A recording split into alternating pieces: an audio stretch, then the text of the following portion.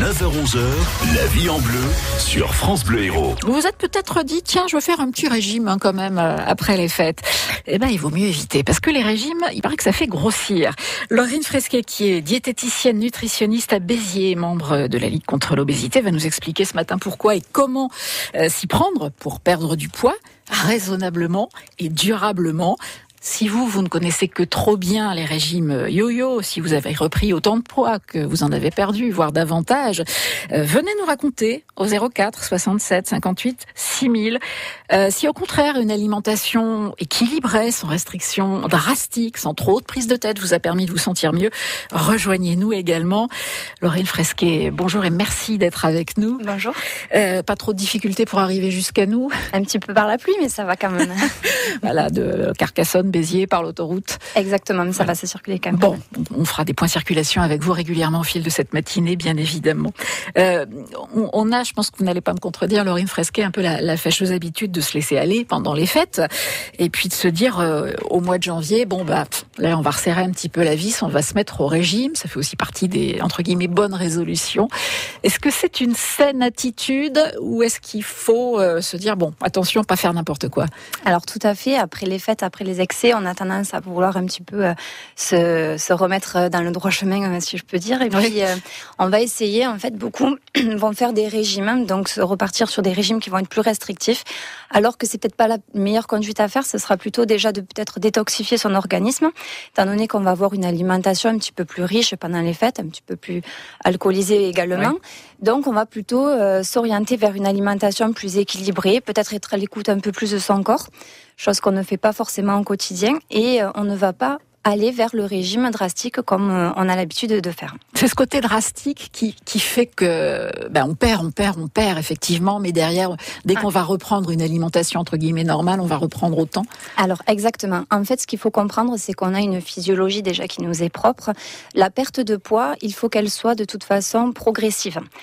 Souvent, de nombreuses personnes vont faire des régimes où ils vont passer un petit peu, ils vont diminuer leurs apports alimentaires de moitié. Donc, on va passer sur un apport calorique qui va être divisé par 2. Et c'est ce qui va justement entraîner une perte de poids assez rapide, mais qui va aussi amener à des contraintes, puisqu'il y aura de la privation, de la frustration. Et tout ça va créer aussi des déséquilibres au niveau psychologique, et notamment avec des envies, des grignotages, des éléments un peu plus compulsifs dans l'alimentation. Et de la culpabilité derrière. Et de la culpabilité, voilà, tout à fait. Donc c'est vraiment les choses à ne pas faire, et plus se tourner vers une alimentation plus équilibrée pour perdre du poids, parce qu'on peut perdre du poids en mangeant tout à fait équilibré, en mangeant de tout surtout. Et en se faisant plaisir aussi, parce que quand on parle de régime drastique, c'est souvent qu'on élimine tout ce qu'on aime, enfin tout ce qui nous semble bon, et peut-être culpabilisant aussi du coup, mais c'est ça qu'on a tendance à éliminer en premier. Et plus on se dit faut pas, plus on craque. Exactement. En fait, la clé dans la perte de poids, elle ne va pas être dans la restriction. Alors effectivement, la restriction, comme toute restriction, va avoir un effet, comme je l'expliquais tout à l'heure, direct, mais pas durable. On sait qu'à peu près 80% des personnes qui font, en moyenne, qui vont faire des régimes hypocaloriques restrictifs, reprendront du poids dans les années qui suivent. 80%. 80 voire 100 sur certaines études. Voilà, donc ça, je me place à 80, mais ça peut aller jusqu'à plus, justement parce que on va reprendre le poids sur les années à venir, bien sûr, et également voire plus, parce que des fois on a un gain calorique, un gain de poids derrière qui va s'ajouter. Il y a une publicité, il y a plusieurs publicités qui tournent à la télé, mais alors il y en a une qui est matraquée en ce moment, qui dit appelez telle société et vous perdrez 2 kilos la semaine prochaine. Ils sont très forts, parce que justement... Ça coûte un bras, vous engagez pas là-dedans, même si c'est gratuit au début, on vous lâche pas après. Exactement. Ils sont très forts, et puis ce qu'il y a, c'est qu'on est dans une société où le surpoids, l'obésité sont en pleine croissance de toute façon. On sait que nous, les Français, alors d'autres pays également, mais surtout en France, on a cette notion de ligne, de perte de poids qui est assez prédominante, et donc justement, que ce soit les industriels dans les grandes surfaces ou sur la publicité, on axe forcément à ce niveau-là, et donc on fait promettre des choses. Donc il y a pas de miracle. Effectivement, vous pouvez faire des régimes restrictifs chez vous, tout seul, mais il y aura les résultats escomptés, comme je le disais tout à l'heure, avec une perte rapide qui ne sera pas forcément bonne sur la santé et une reprise de poids derrière sûrement. Une sorte d'effet rebond. C'est cet effet yo-yo après qui va venir. C'est vrai qu'on ne peut pas plaquer n'importe quel régime lu dans un magazine sur n'importe quelle personne, parce qu'on a tous des besoins particuliers selon notre âge, notre rythme de vie, nos pathologies éventuellement. On va en parler avec vous, Laurine Fresquet. Vous nous appelez au 04 67 58 6000 si vous avez envie de perdre un petit peu de poids et que du coup, face à l'offre de régime, vous savez pas trop justement comment vous y prendre. Vous avez déjà tenté régulièrement des régimes et à chaque fois vous avez été déçus parce que énormément d'efforts pour finalement assez peu de gratification au final. Vous nous rejoignez 04 67 58 6000 et on se retrouve dans quelques minutes. On parle ce matin de votre alimentation, de la perte de poids parfois difficile lorsqu'on est un adepte des régimes qui finalement aboutissent, mais font que derrière on reprend quand même du poids et qu'on se remet au régime. C'est un peu un cercle sans fin. Et Laurine Fresquet, le mot régime, en fait, vous n'aimez pas ça, vous? Non, je n'aime pas ça du tout, surtout qu'il a une mauvaise connotation. C'est-à-dire que le mot régime, ça vient quand même de restriction, donc c'est plutôt un mot que je vais appliquer en consultation ou en conseil avec des personnes qui vont avoir une pathologie spécifique et qui vont nécessiter justement une alimentation adaptée. Un diabétique, une personne qui va souffrir d'une insuffisance rénale, etc. Voilà, donc plus de sel, c'est plus de sel. Exactement, et c'est comme ça, voilà. Potassium, un apport en protéines un peu plus allégé, etc. Donc là, on va parler d'un régime parce que c'est l'alimentation qui doit être spécifique. Lorsque l'on souhaite perdre du poids, à mon sens, il n'est pas nécessaire de parler de régime puisque je ne suis pas dans la restriction, je peux manger de tout. Donc, je parle de rééquilibrage alimentaire où on va justement travailler sur ça. Rééquilibrage alimentaire. Alors, puisqu'on parle de pathologies spécifiques, justement, Daniel, vous nous rejoignez depuis Saint-Jean-de-Védas. Bonjour. Bonjour. Vous souffrez de diabète type 2 ? C'est ça. Ouais. Diabète 2. 2, ouais. Et alors, qu'est-ce que vous vouliez nous témoigner de la façon dont vous aviez réussi à vous équilibrer ? Du chemin, mais avec une précision sur le rééquilibrage justement, qui est tout à fait en phase avec la nutritionniste là, qui est présente. Et bonjour à elle. Bonjour Daniel. Et donc, pour le préciser, je dirais que les régimes, rapides, qui consisterait à perdre des kilos, comme vous avez dit, justement, on rattrape les kilos après. Et donc, il faut quand même se prendre en main définitivement. C'est-à-dire que si vous prenez du poids, c'est bien qu'il y a quelque chose qui se passe en plus de vos besoins. Donc ça, si on ne le comprend pas, c'est quand même pas le médecin qui va vous obliger à vous regarder dans la glace. Parce que si vous n'êtes pas capable de réduire les choses qui sont néfastes, alors, pour les diabétiques, c'est le sucre, bien sûr.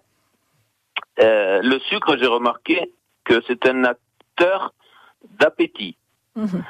C'est-à-dire que plus on mange du sucre, plus on a envie de sucre. Voilà, et plus on a envie de manger. Et de manger. Alors, moi, j'ai travaillé sur les deux éléments principaux qui sont la gourmandise et la satiété. C'est-à-dire que les augmentateurs d'appétit, il n'y a pas que le sucre, et il y avait le pain. Et il peut y avoir donc des incidents. Le vin, pour ceux qui boivent beaucoup, moi je ne buvais pas beaucoup, mais je suis en train de le régler maintenant, puisque c'est un acteur aussi aggravant. Donc, mais pour les régimes habituels, le vin n'entre pas ni compte. Moi, c'était en tant que diabétique. Oui. Mais la satiété est venue du fait que j'ai supprimé le pain et le sucre. Donc, je m'autorisais une tranche de pain par jour à un repas. Oui. Donc, et après, petit à petit, je l'ai éliminé par manque de besoin de pain. Et de pain blanc, j'entends. Oui. Je m'autorise du pain complet, donc pour dans le sens du diabète. Mais l'appétit s'est réduit. Et le volume et la satiété nécessaires pour mon équilibre s'est réduite aussi. Donc, je n'avais plus besoin de manger et j'avais plus cette pulsion que tout le monde a, finalement. Daniel, je voudrais juste rebondir et laisser Laurine Fresquet réagir à ce que vous venez de dire. Moi, j'entends des mots drôlement intéressants. Ressentir, savoir quels sont ses besoins, connaître ses vrais besoins et ressentir la satiété. Oui. Et ça, c'est ce qu'on oublie souvent. Exactement, tout à fait. Donc, Daniel l'a très bien énoncé. En fait, ce qu'on oublie justement dans l'alimentation, et c'est ce qui fait la clé aussi à nouveau de la perte de poids et de l'équilibre alimentaire, ça va être déjà de s'écouter, d'écouter sa faim, chose qu'on ne fait pas sur une alimentation très restrictive, puisqu'il y a des phénomènes de frustration qui vont entraîner justement des modifications psychologiques au niveau du système neurologique. Donc, ce qui va se passer, c'est qu'on aura plus d'envie, moins de contrôle, et donc on ne va plus contrôler sa faim. Aussi, sur des régimes très restrictifs, on va avoir tendance à faire abstraction justement aux sensations de faim, parce qu'on sait qu'on a faim, mais on ne veut pas manger. Donc, on oublie un petit peu tous ces petits signaux qui sont lancés par l'organisme, et on fait abstraction à tout ça. Donc, exactement. Donc, comme Daniel l'expliquait, c'est vrai que c'est important de faire attention à ces signaux de faim, à sa satiété, manger peut-être plus doucement. Et il y a des aliments, effectivement, qui vont être justement générateurs d'envie, ou justement qui vont amener à consommer un petit peu plus, notamment comme les produits sucrés. Quand on dit grossièrement le sucre appelle le sucre, c'est un petit peu ça aussi. Et puis c'est surtout certains produits qui vont être consommés, qui vont être non pas mâchés, non pas mastiqués, etc. Et qui vont induire justement un comportement alimentaire qui va amener à des pulsions et justement à une consommation plus importante de certains aliments. La satiété, Daniel, ça veut dire qu'il y a un moment où vous vous dites stop, là j'ai plus faim, et que même si votre assiette, vous vous forcez pas à finir, ou vous ne vous resservez pas par automatisme. Mais moi je peux dire que parce que là, le fait de se resservir, ça c'est l'élément social. C'est-à-dire si vous êtes en famille, c'est beaucoup plus difficile. Parce que vous avez un repas qui est sur la table, tout le monde n'est pas au régime. En fait, tout le monde n'est pas dans un contrôle de l'alimentation. Oui, tout à fait. Donc c'est entraînant, il faut être un peu seul. Donc la vie que vous aviez quand vous étiez, mettons pas en famille, vous la connaissez. Alors ceux qui ne la connaissent pas, c'est sûr qu'ils peuvent pas jauger leur attitude. Mais je dirais que pour finir avec mon expérience personnelle, 9 mois pour 10 kilos avec Weight Watchers et 3 ans pour une vraie diététique. Ouais. Voilà. Ça veut dire une façon complètement différente d'envisager son alimentation, son rythme de vie. Oui. Bravo Daniel, et merci pour ce témoignage qui est vraiment intéressant. Alors il a cité Weight Watchers, Daniel, cette espèce d'hyper-contrôle alimentaire et mental aussi qu'impose la plupart des méthodes amaigrissantes. Ça nous fait entrer dans un engrenage, et c'est le cerveau qui gère tout ça en fait. C'est le stress, les calories brûlées, la sensation de manque, c'est pas forcément dans notre estomac que ça se passe. C'est plutôt dans notre tête. Exactement, tout se passe dans la tête d'ailleurs.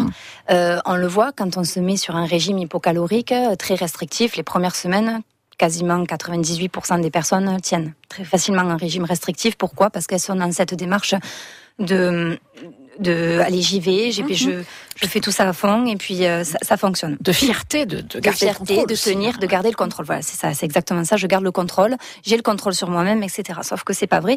On n'a pas le contrôle directement. Le contrôle, il se fait au niveau du cerveau.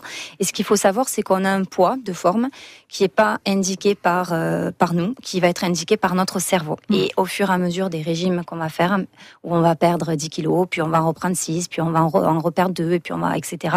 Donc cet effet yo-yo qui va se faire, on va justement décaler un petit peu ce poids de forme, parce que notre cerveau, lui, il veut qu'on soit à peu près sur une fourchette à un poids idéal, et puis nous, en fait, on le titille, et puis c'est non, je veux aller plus bas, on se fixe nous-mêmes un poids qui n'est peut-être pas le poids que notre cerveau souhaiterait que l'on fasse. Donc après, il y aura d'autres phénomènes qui vont justement venir perturber la perte de poids, donc après en fonction du vieillissement, de pathologies, comme on disait, la ménopause, etc. Mais directement, voilà, ça vient du cerveau. Donc plus je vais être dans la restriction, dans la frustration, dans la lutte. Voilà, dans la lutte contre nous-mêmes finalement, moins je vais y arriver, parce qu'au bout d'un moment, il faut savoir que le cerveau sera plus fort, et on a quand même des mécanismes de neurotransmission qui seront bien plus fort, et donc où il va y avoir justement une modification du comportement alimentaire.